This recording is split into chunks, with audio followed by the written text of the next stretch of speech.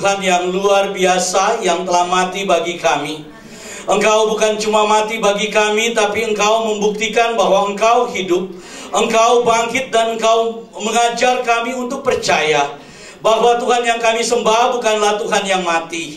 Tuhan yang kami sembah adalah Tuhan yang hidup, Tuhan yang telah menang dan memberi kami kemenangannya. Karena itu kami ada di tempat ini sebagai pemenang-pemenang ya Bapak.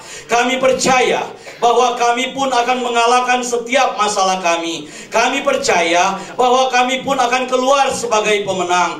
Dan kami tahu ketika Tuhan bersama dengan kami, ketika Tuhan hadir dalam hidup kami, tidak ada satu kuasa pun yang mampu menarik kami jatuh. Tidak ada satu kuasa pun yang mampu menutup pintu bagi kami. Karena kami tahu Tuhan yang mengangkat kami, Tuhan yang membuka pintu bagi kami. Ada mujizat, ada kesembuhan, ada kelepasan, ada berkat di dalam nama Tuhan Yesus.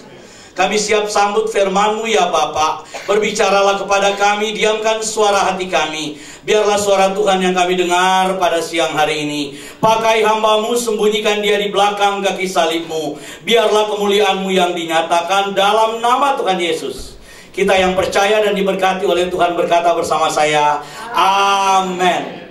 Silakan duduk, shalom. Saudara, kita akan membaca firman Tuhan yang diambil dari Injil Markus pasal yang ke-16, mulai ayatnya yang ke-9 sampai dengan ayatnya yang ke-20.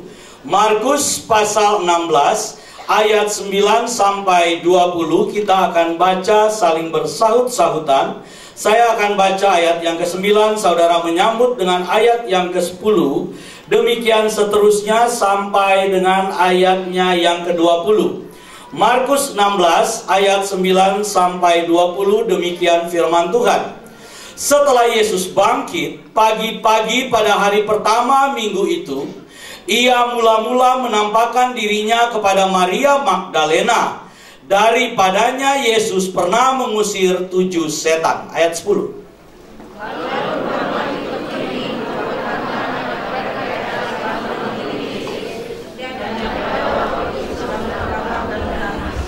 Tetapi ketika mereka mendengar bahwa Yesus hidup dan telah dilihat olehnya, mereka tidak percaya. Ayat 12.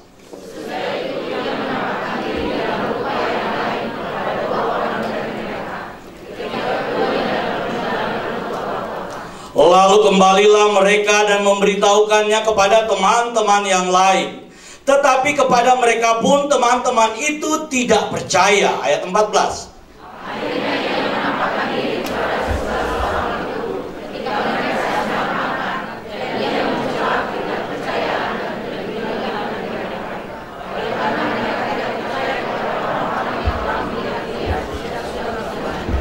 Lalu ia berkata kepada mereka, pergilah ke seluruh dunia, beritakanlah Injil kepada segala makhluk. Ayat 16.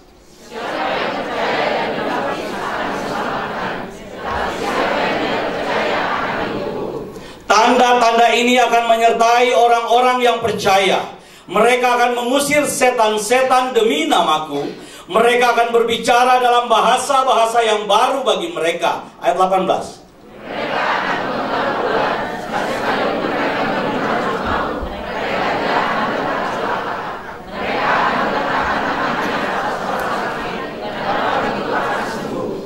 Sesudah Tuhan Yesus berbicara demikian kepada mereka, terangkatlah ia ke sorga, lalu duduk di sebelah kanan Elohim. Ayat 20.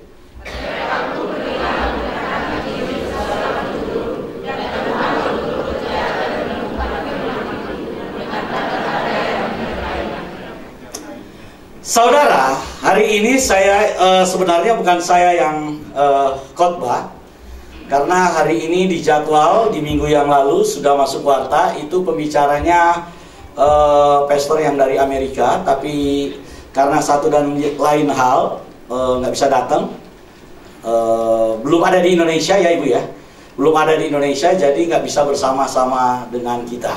Bukan karena kebanyakan bunga Ahok, jadi dia nggak bisa datang karena memang dia mungkin jadwalnya ditunda, jadi saya ganti.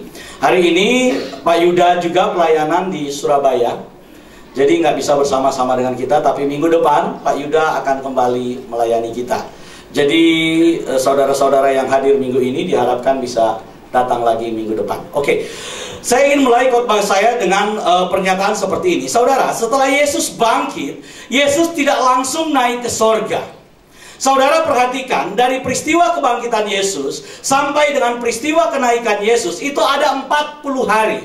40 hari setelah kebangkitan, Yesus harus bekerja ekstra, bekerja tambahan, padahal bisa sebenarnya Yesus langsung naik ke sorga. Masalahnya, kenapa selama 40 hari Yesus harus tinggal lagi di dunia? Dia tidak langsung naik, tapi dia harus berjalan keliling dari Yerusalem sampai ke Galilea untuk menyatakan diri kepada murid-murid dan orang-orang yang percaya kepadanya. Pertanyaannya sederhana, kenapa Yesus harus tinggal selama 40 hari sebelum kenaikannya ke sorga? Saudara, bukankah Yesus itu Tuhan? Kalau dia sudah bangkit, maka sudah seharusnya dia kembali. Tapi kenapa di dalam peristiwa yang dicatat oleh firman Tuhan, Yesus justru tinggal selama 40 hari, dia berjalan keliling, menyatakan diri, bahkan dia sempat makan-makan dengan murid-muridnya, dan menceritakan banyak hal dengan murid-muridnya. Kenapa? Kenapa saudara? Saudara pernah bertanya, kenapa Yesus itu tidak langsung pergi?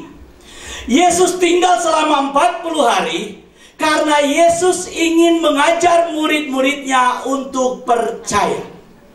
Sekali lagi, Yesus tinggal selama 40 hari dan dia tidak terangkat ke sorga langsung setelah kebangkitan karena dia ingin mengajar murid-muridnya untuk apa? Percaya. Sebab ketika Yesus mati, semua murid-muridnya yang hidup pada saat itu, yang bersama dengan dia, itu kehilangan percayanya, kehilangan harapannya, kehilangan segalanya. Bahkan mereka mulai kembali di dalam hidup mereka yang lama. Mereka sembunyi, mereka ketakutan, tanpa harapan. Jadi ketika Yesus mati, pegangan murid-murid bahwa Yesus itu adalah Raja, Yesus itu adalah Mesias, Yesus itu adalah penolong, Yesus itu adalah pribadi yang dahsyat, Yesus itu adalah pribadi yang luar biasa. Harapan-harapan itu hilang. Dan ketika Yesus mati, setiap murid menjadi tidak percaya.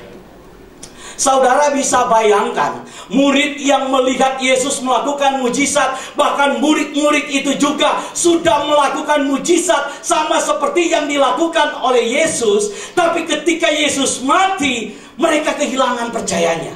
Kehilangan bahwa Yesus itu bisa hadir, Yesus bisa bangkit, Yesus itu hidup. Mereka kehilangan percayanya. Ini masalah yang serius, saudara. Ini masalah yang benar-benar bukan cuma terjadi di dalam kehidupan murid-murid, tapi ini juga seringkali terjadi di dalam kehidupan setiap orang percaya. Sebelum Yesus mati, Yesus pernah berkata begini, bahwa saat ini dia sedang hidup di dalam sebuah zaman, di mana zaman itu disebut sebagai genea apistos, atau generasi yang kehilangan iman, generasi tanpa iman, generasi yang imannya gampang luntur. Karena itu Yesus menyebut generasi apatis. Saudara, bahasa Yunani apistos itu kemudian menjadi bahasa Indonesia apatis. Generasi yang meragukan segala sesuatu, generasi yang tidak mau percaya dengan segala sesuatu. Saudara, saya dan saudara hidup di tengah-tengah dunia yang seperti itu. Kita hidup kalau kita ngomong bahwa mujizat Tuhan masih nyata, bahwa mujizat Tuhan luar biasa, oh, saudara akan ditolak orang. Betul? Betul? Kalau saudara bilang masih ada mujizat, masih ada pertolongan Tuhan, maka orang itu akan berkata, tunjukkan sekarang pertolongan Tuhan itu. Dan saudara tidak bisa menunjukkan apa-apa. Saya ingat bagaimana cara orang komunis di Cina itu mengajar anak-anak muda pada saat itu. Saudara, ketika partai komunis di Cina itu baru mulai bangkit, saudara, Maka anak-anak kader itu dicuci otaknya. Mereka disuruh begini, kalau dia Kristen maka disuruh begini. Silakan kamu berdoa. Dan lebih cepat mana? Saya yang kasih roti atau Tuhan yang bawa roti? Silakan berdoa. Kamu berdoa satu hari dan kamu cukup minta 1 menit kepada saya, minta roti. Lebih cepat mana? Pertolongan roti itu datang dari Tuhan atau roti itu datang dari pemimpin komunisnya? Lebih cepat mana, saudara? Oh, lebih cepat mana? Lebih cepat pertolongan itu kelihatannya datang dari manusia, betul? Dibandingkan dengan pertolongan itu datang dari Tuhan. Itulah sebabnya ketika Yesus tidak ada, murid-murid itu kehilangan percayanya. Coba saudara perhatikan pada ayatnya yang ke-11 dari bacaan kita. Ayat yang ke-11 dari bacaan kita. Saudara perhatikan baik-baik, saudara. Tetapi ketika mereka mendengar bahwa Yesus hidup dan wanita itu, Maria Magdalena, telah melihatnya, mereka apa? Mereka apa? Coba saudara perhatikan lagi ayatnya yang ke-14. Ayatnya yang ke-13. Lalu kembalilah mereka dan memberitahukannya kepada teman-teman yang lain. Tetapi kepada mereka pun teman-teman itu tidak apa? Percaya. Saudara, ayat yang ke-10 berkata begini, bahwa ketika itu murid-murid yang ada pada saat itu, bahkan orang-orang yang mengiring Yesus. Coba kita lihat dulu ayat 10, saudara perhatikan. Ini latar belakangnya menarik sekali. Saudara lihat. Ayat yang ke-10 berkata begini. Lalu perempuan itu pergi memberitahukannya kepada mereka yang apa? Yang apa?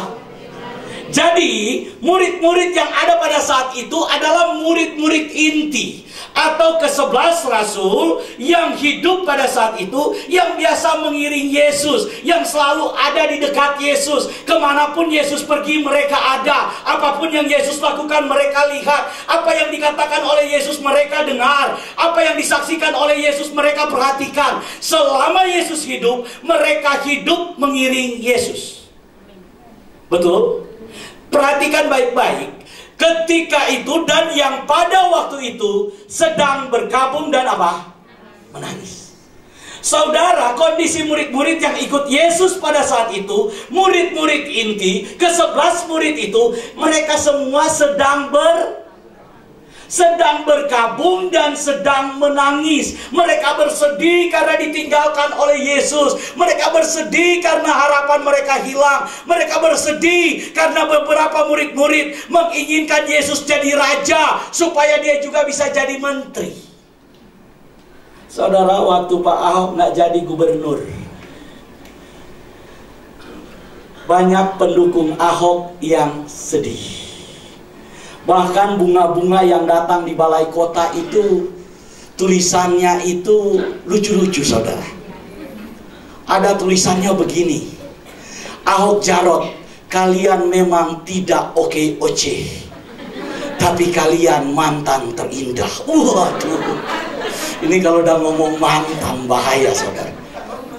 Ada tulisannya itu benar. Jadi tulisan-tulisan ketika bicara tentang Pak Ahok yang nggak jadi itu luar biasa. Bahkan ada yang bilang begini, terima kasih Pak Ahok Jarot atas peluh keringat yang tercurah buat Jakarta dari kami yang patah hati ditinggal saat lagi sayang-sayangnya. Wih, luar biasa, saudara. Lagi sayang-sayangnya ditinggal. Sama seperti murid-murid.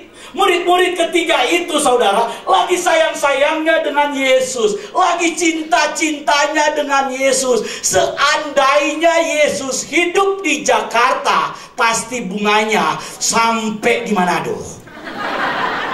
Bukan cuma sampai Monas, saudara. Pasti banyak yang kirimin dia bunga. Saudara bisa bayangkan bagaimana kondisi murid-murid saat itu. Mereka itu pada saat itu sama kayak pendukung Ahok, gagal move on. Jadi susah bangkit. Saya dikirimin oleh salah satu jemaat di tempat ini WA, kemudian dia kirim begini, Pak, katanya, kenapa Pak Ahok dikirimin banyak bunga, tapi Pak Anies katanya nggak dapat bunga satupun. Waduh, Dikirimin begitu. Jawabannya sederhana katanya. Karena Pak Anies bunganya 0%. Jadi gak dapat apa-apa katanya. Gak ada bunga yang datang. Itu jemaat YGM loh. Saya gak enak mau tunjuk orangnya yang mana. Tapi saya dikirimin itu katanya. Pak Anies gak dapat bunga karena bunganya 0%. Kalau Pak Ahok katanya bayar di muka, jadi bunganya datang banyak. Saudara, kondisi murid-murid sama seperti keadaan orang-orang yang lagi sedih, orang-orang yang sedang kehilangan harapan, orang-orang yang tidak punya lagi harapan untuk bergantung. Tuhan, Engkau yang melakukan mujizat, Engkau yang melakukan perkara-perkara luar biasa, kenapa Engkau mati? Saudara bisa bayangkan, Yesus itu mati muda. Yesus umur 33 tahun, dia apa? Meninggal. Saya umur 40 tahun. Nggak mati-mati. Iya. Dan jangan mati dulu, saudara. Tega banget doain pendetanya mati. Saudara, Yesus itu masih 33 tahun. Yesus itu masih sangat muda. Mungkin